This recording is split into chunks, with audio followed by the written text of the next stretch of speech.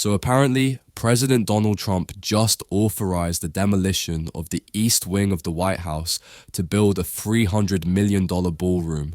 Yeah, because nothing says public service like adding a dance floor where policies go to die.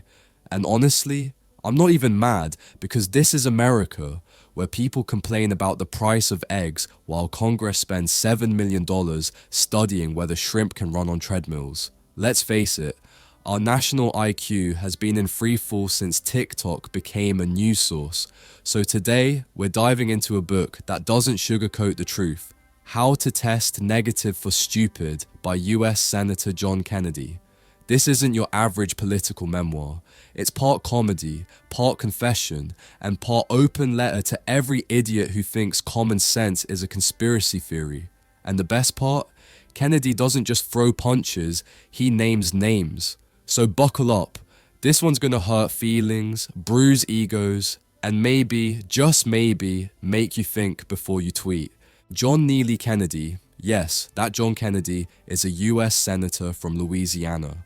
Not the president, not the family dynasty, just a man with a southern drawl and zero patience for nonsense. His book, How to Test Negative for Stupid, is exactly what it sounds like. A political autobiography disguised as a masterclass in calling out Washington's hypocrisy. Before DC, Kennedy was a lawyer, a professor, and Louisiana's state treasurer. But don't let the resume fool you. He's not trying to impress you. He's trying to wake you up. This book isn't about policy papers or polite debate. It's about reality. The kind most politicians avoid, like accountability. It's about how Washington is full of people who'd unplug your life support to charge their cell phone. Kennedy knows the game. He's played it, fought it, and mocked it, all while keeping a straight face on national TV. But before we go any further, let's be clear. This video falls under the Fair Use Act of YouTube for educational and transformative purposes only.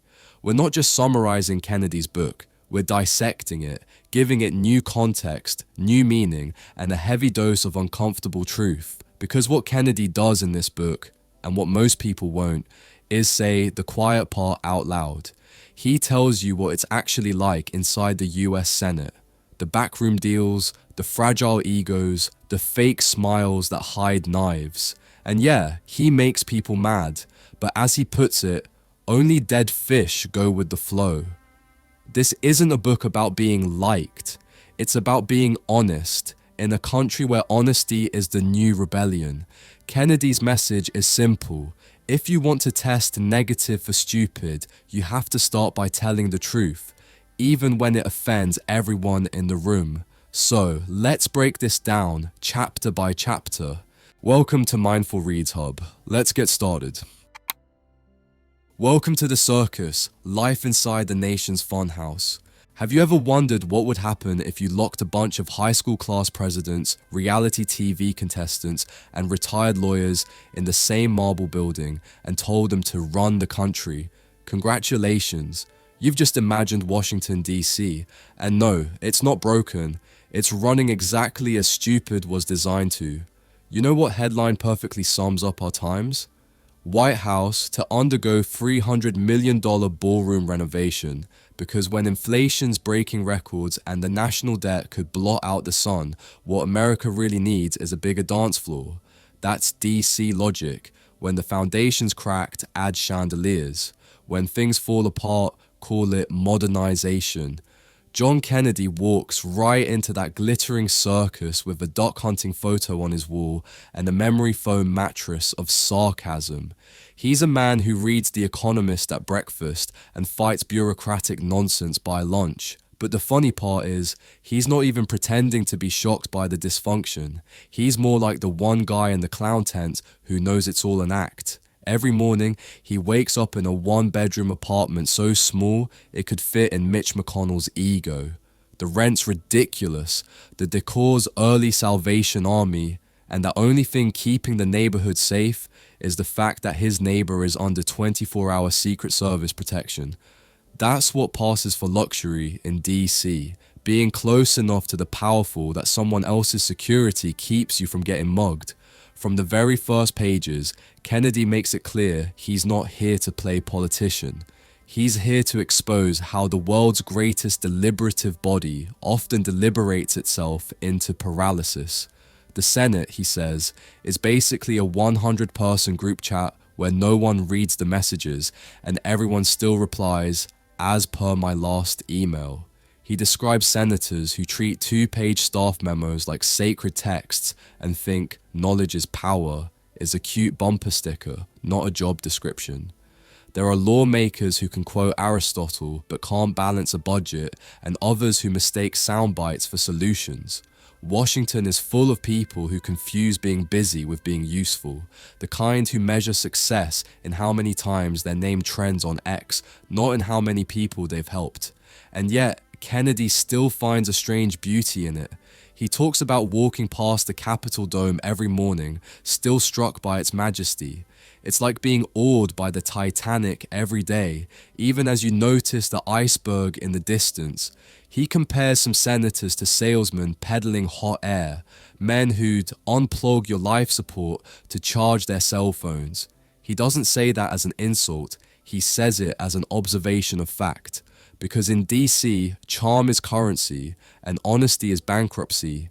He remembers being told not to rock the boat, translation, keep your mouth shut and your soul for sale. But Kennedy's not built for that. He's a man who believes that only dead fish go with the flow. And judging by Congress, that's one big aquarium. In committee hearings, he questions witnesses like a Southern preacher in a courtroom drama.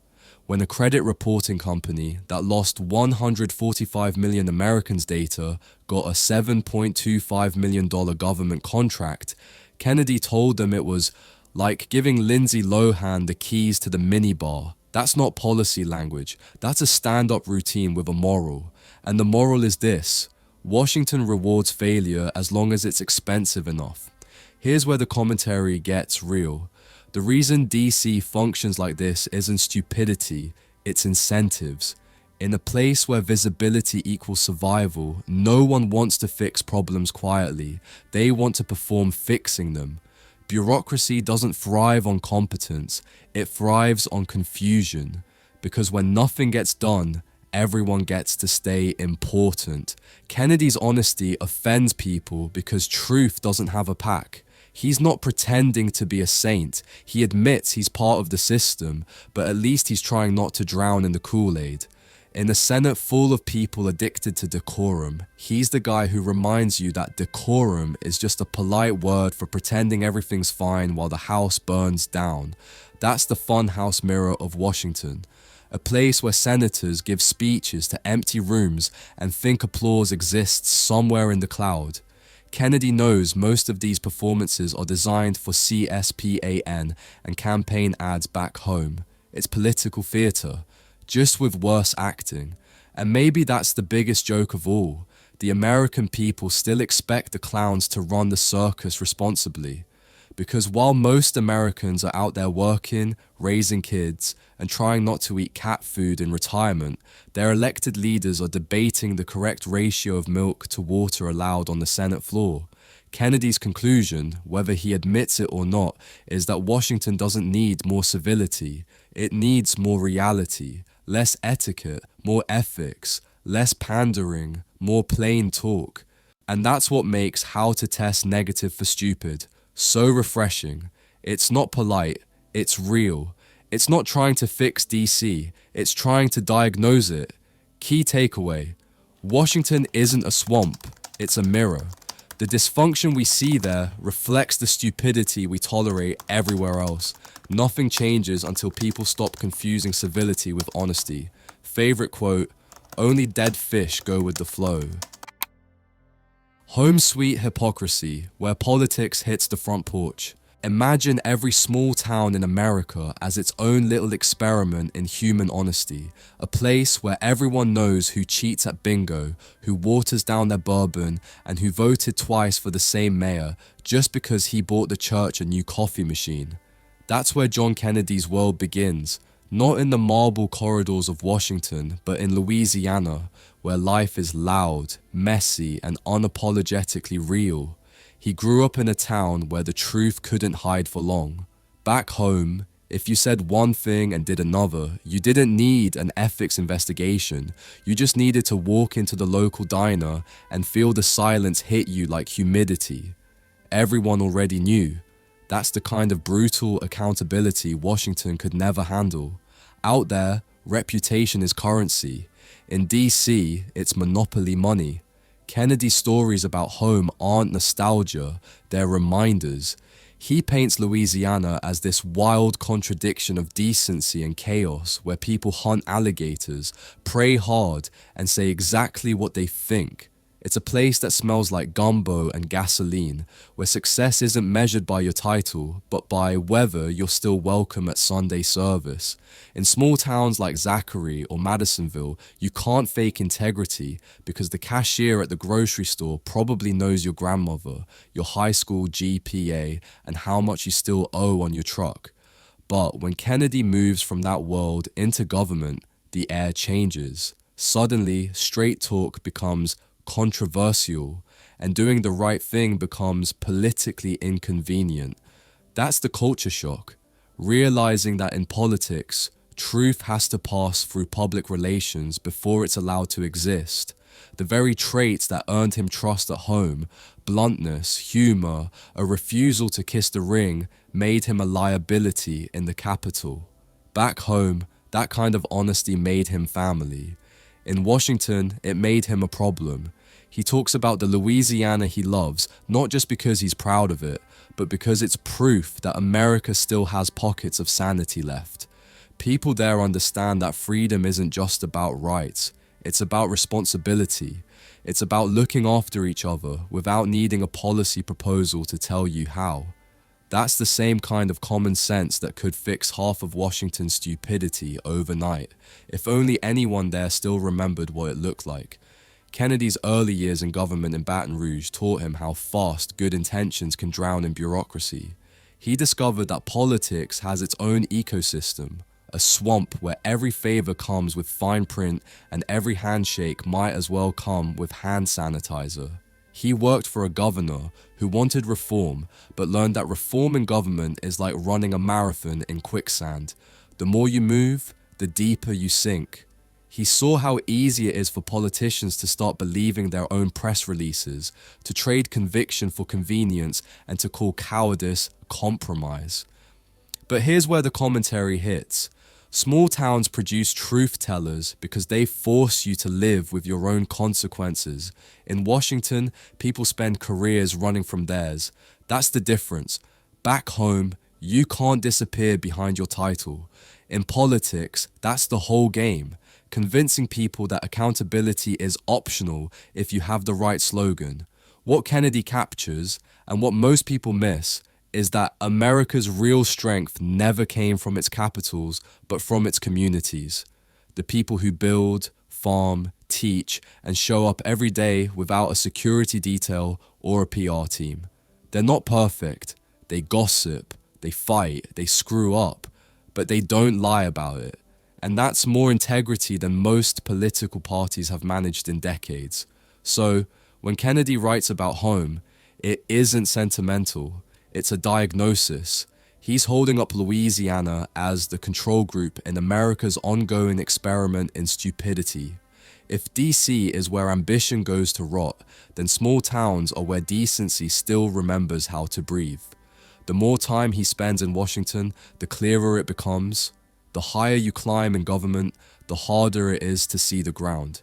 He says Louisiana is 10 times more interesting than Texas. And he's right, but not just because of the gumbo or the music. It's because people there still understand that respect has to be earned. That belief doesn't make him a populist. It makes him a realist. The rest of America might call that old-fashioned. Kennedy just calls it how things ought to work. If Washington had half the moral clarity of a Louisiana small town, we wouldn't need a 1,000-page ethics manual to remind senators not to trade stock based on insider info. We just need one rule: don't be a jerk. But that kind of rule only works where people actually know each other, where hypocrisy has nowhere to hide. Key takeaway: Power corrupts faster in rooms without windows. The further politics drifts from community, the easier it becomes to forget what honesty sounds like. The cure for stupidity isn't more policy, it's remembering where you came from. Favorite quote: "If God had created Boudreaux and Marie instead of Adam and Eve, they'd have eaten the snake and saved us all a lot of trouble." Running on empty, the campaign trail and the price of winning. Every election year, America turns into a talent show with no talent.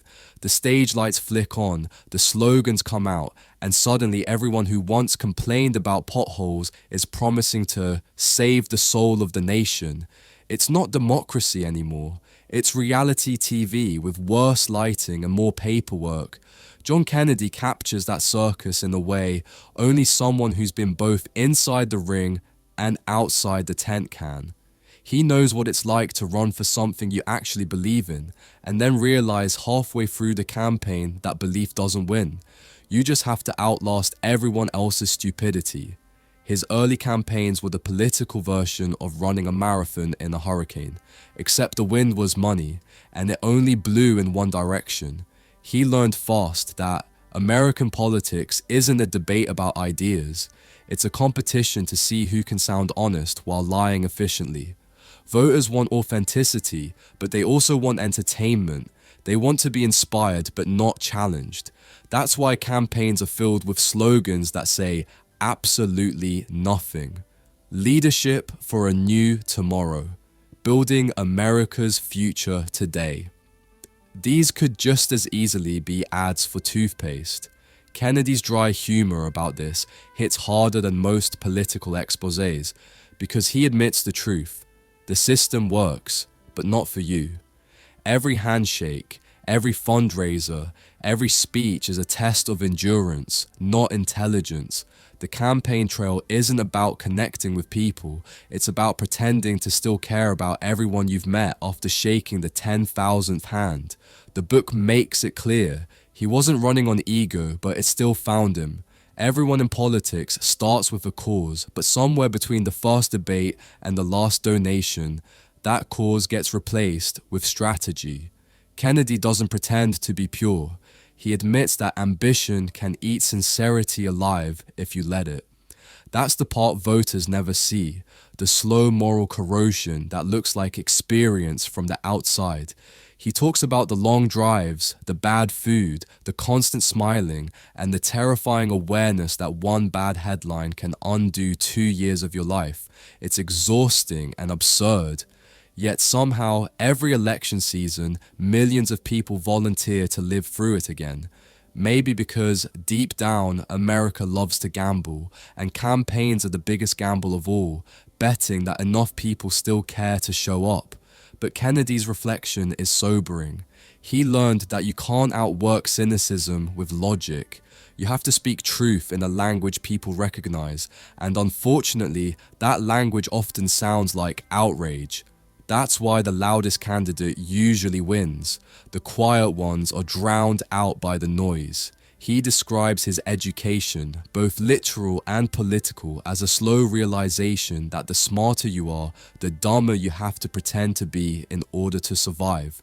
He studied law, economics, policy, all the things that supposedly make you qualified to lead. Then he entered politics and discovered that what actually gets you elected is timing, not talent. You can have the best ideas in the world, but if you don't look good in a 10-second clip on the evening news, you're done. America doesn't elect problem solvers anymore. It elects personalities with good lighting. Kennedy doesn't say this to mock the system. He says it to remind people that they built it. Every voter who chooses charm over competence is complicit. Reading his reflections now, in a world where deep fakes can deliver campaign speeches and AI chatbots write press releases, it's almost prophetic. The line between politics and performance has officially dissolved. Campaigns aren't about policies, they're about vibes. Do I trust him has replaced, does he make sense? Kennedy's bluntness slices through that illusion. He says what most politicians won't: the system rewards whoever can fake conviction the longest. That's why so many of them start believing their own lines. You can't sell a lie forever without starting to swallow it yourself. But there's another layer to his story, an education that goes beyond politics. He's not just talking about learning how to campaign, he's talking about learning how to survive your own disillusionment. Once you realize that sincerity is treated like weakness in DC, you either become bitter or you double down on honesty until it burns. Kennedy chose the latter, and that choice, staying real in a place built on facades, is what separates him from most of his colleagues.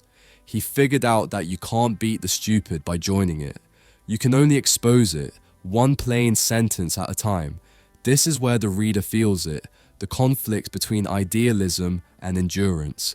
Every person who's ever worked a thankless job, argued with a clueless boss, or tried to fix a broken system from the inside knows this feeling. You start with hope, but hope gets heavy when you carry it too long without help. That's the campaign trail. A treadmill powered by optimism, where everyone's running but no one's moving.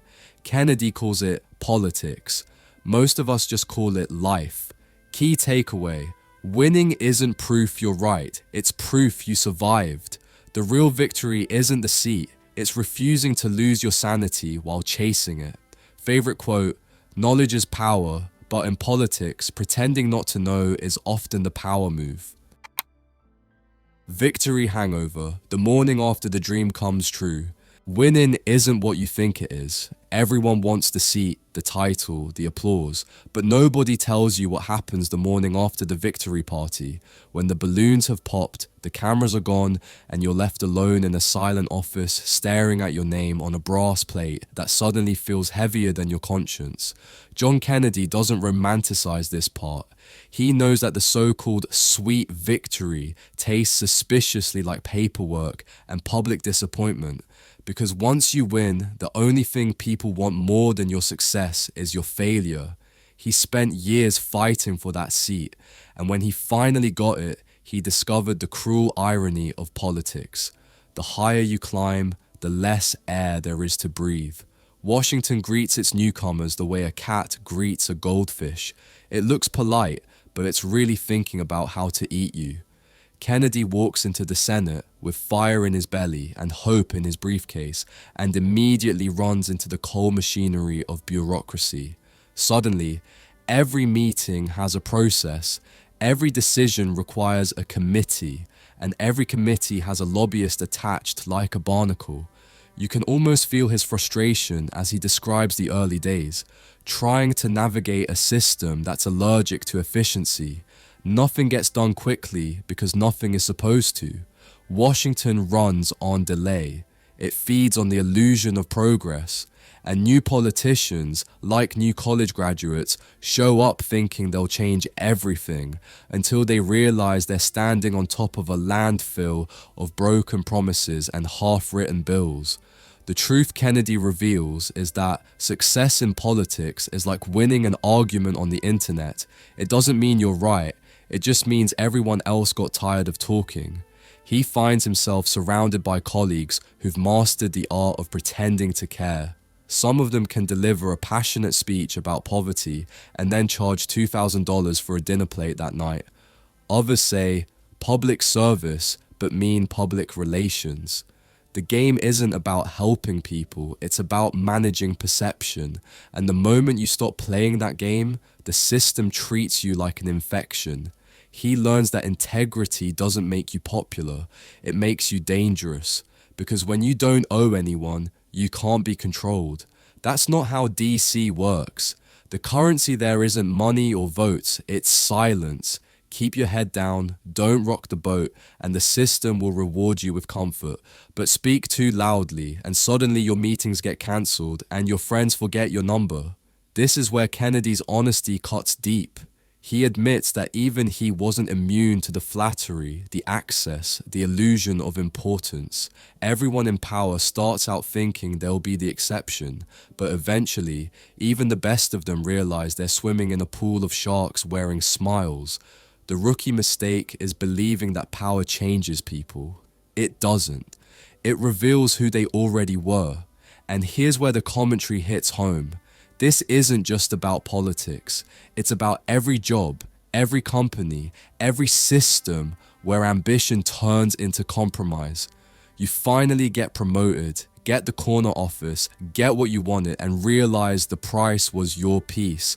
Kennedy's story becomes a mirror for anyone who's ever sacrificed authenticity for approval. It's not a political confession, it's a human one.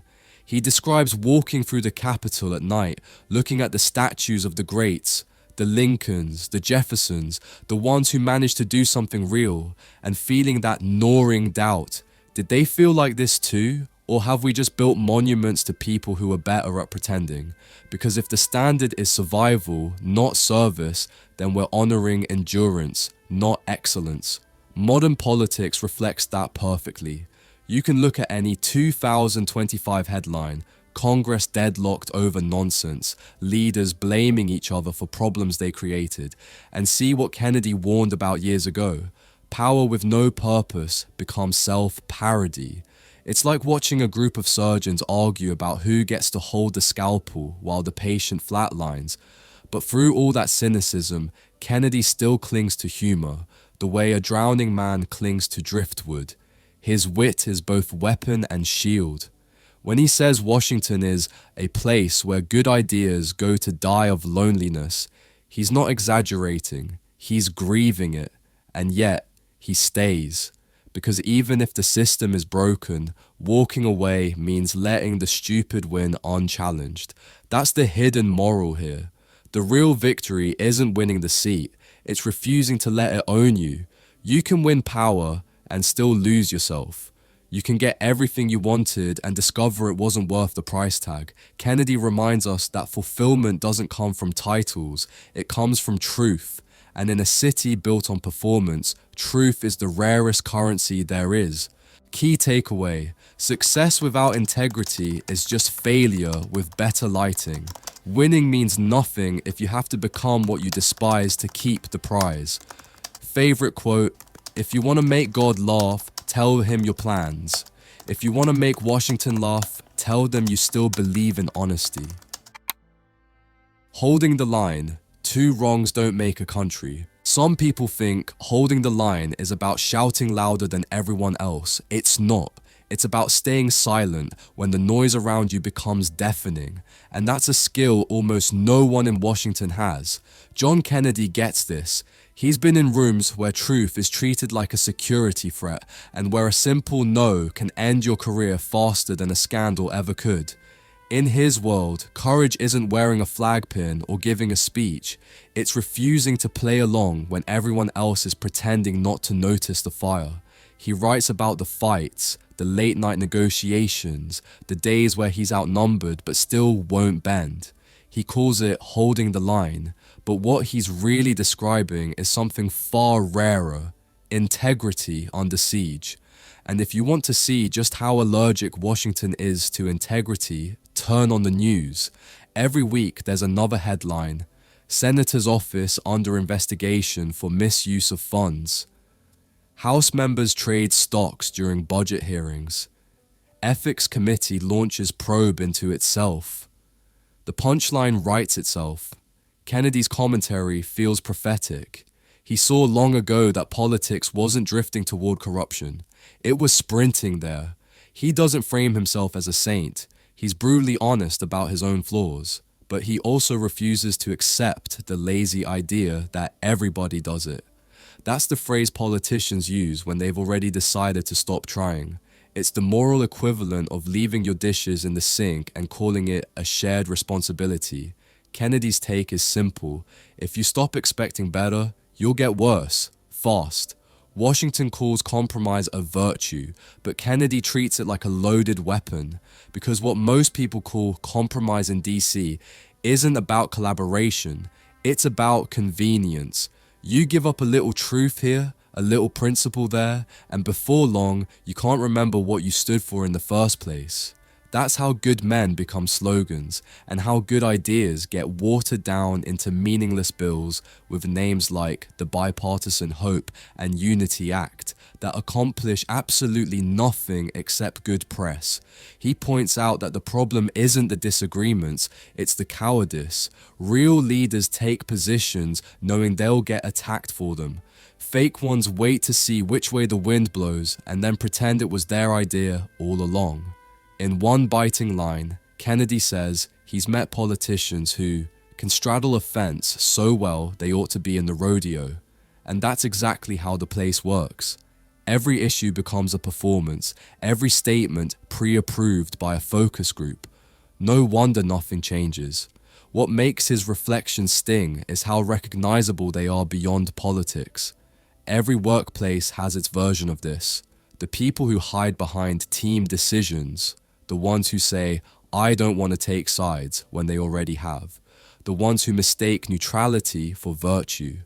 Kennedy reminds us that silence in the face of stupidity isn't diplomacy, it's complicity.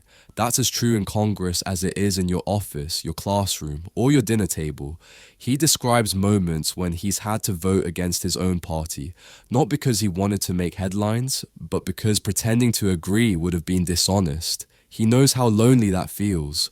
Walking into the chamber, knowing everyone around you is whispering, he's finished. But then he looks at the voters back home, the ones who trusted him to speak for them, not for the lobbyists, and he remembers why he's there. That's what holding the line really means. Doing the hard thing when no one's watching, not the easy thing when everyone's clapping. There's a scene where he talks about standing his ground on a bill that would have wasted billions in taxpayer money. Colleagues told him to play ball, he didn't. The result? Angry phone calls, icy stares, and one senator who said he'd never work with Kennedy again. Kennedy's response? That's fine. I wasn't planning to build a treehouse with you anyway. That's the humor that keeps him human. He knows that stubbornness, when rooted in principle, is just courage with better posture. Here's the uncomfortable truth he's trying to teach. America doesn't lack intelligence. It lacks integrity. We're drowning in data, but starving for decency. Everyone wants to lead, but no one wants to stand alone. Kennedy's worldview is simple, almost old-fashioned. If something's wrong, say so. If something's stupid, fix it. If you can't fix it, at least don't pretend it's smart.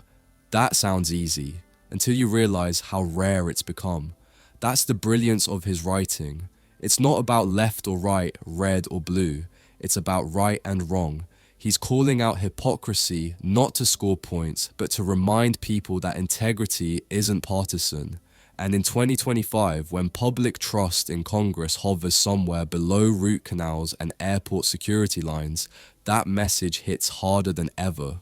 So yes, holding the line will get you hated, mocked, ignored, but it also keeps you honest. And in a world addicted to spin, honesty is the only rebellion left that still scares people. Key takeaway: compromise isn't always courage. Sometimes it's just cowardice with better PR. Standing your ground won't make you popular, but it's the only way to stay human in a system built to strip that from you. Favorite quote: if you don't stand for something, you'll fall for anything, and in Washington they'll bill the taxpayers for the landing. The speed of stupid, lessons from the edge of power. There's a reason everything in modern politics feels like it's moving faster, but going nowhere. It's because speed has replaced substance. The news cycle resets every 4 hours. Outrage expires before dinner, and politicians talk in punchlines because no one has the patience to listen past the comma. John Kennedy saw this coming, and he doesn't mince words about it. Washington, he says, isn't getting dumber. It's getting busier pretending to be smart. Every lawmaker's got a phone in their hand, a camera in their face, and a team of interns crafting tweets to make them look profound in 280 characters. The problem isn't ignorance anymore, it's noise. You can't fix what you can't hear, and DC is the loudest quiet place on earth. Kennedy jokes that if common sense had a ringtone, no one in Congress would pick up. But behind the humor, he's dead serious. America's leaders have mistaken motion for progress, headlines for history. He talks about watching senators spend weeks arguing over sound bites that will never solve a problem. Committees turn into talk shows. Debates are just rehearsed indignation for cable news. Nobody's listening to each other because everyone's performing. It's political karaoke. Everyone thinks they're the main act, and the audience keeps applauding even though the song's been off-key for decades. Kennedy admits he's played that game too. It's hard not to. The whole system rewards spectacle. The media doesn't care if you're right, they care if you're viral. He points out that there are senators who can't write legislation but can write trending hashtags. That's how the speed of stupid spreads, fast, flashy, and empty. But here's where he digs deeper. He says the real danger of this speed isn't just in government, it's in all of us. We've become addicted to outrage and allergic to reflection. The same people who scream about corruption also scroll past policy summaries because they're too long. Kennedy's not just roasting Congress here, he's calling out the country. When citizens stop demanding depth, leaders stop providing it. Washington's dysfunction isn't a glitch, it's a mirror. He draws this picture of life on Capitol Hill that's both hilarious and horrifying. Meetings scheduled to discuss meetings, press conferences about bills that haven't been written, lawmakers proudly announcing initiatives that have no measurable outcome other than getting their name on a banner. And the irony? Everyone knows it. The insiders laugh about it privately, then go on TV and pretend they're saving the republic. Kennedy describes it like being trapped in a group project where no one reads the assignment but everyone wants credit. And then there's the burnout, the cost of living at political warp speed. Kennedy's humor cracks around the edges when he talks about the toll it takes. The endless pressure to be on, to react faster than your opponent, to never pause long enough to think because thinking doesn't trend. That's how the stupid wins. It exhausts you into silence. The fast pace doesn't just kill intelligence, it kills honesty.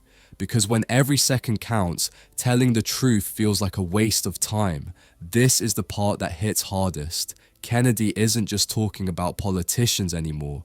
He's talking about all of us, scrolling, swiping, reacting, forgetting. We live like politicians now, chasing dopamine instead of purpose. He compares it to driving 100 miles an hour toward a cliff while arguing over who gets the aux cord. It's funny until you realize it's true. What Kennedy's trying to do, beneath the sarcasm, is slow people down long enough to think again, to remember that good ideas take time, and wisdom isn't supposed to be efficient. He says, the smartest man in the room is usually the one not talking. In Washington, that man's already been voted out, and yet he doesn't end with despair. He ends with a kind of stubborn optimism, the same kind that's kept him from giving up.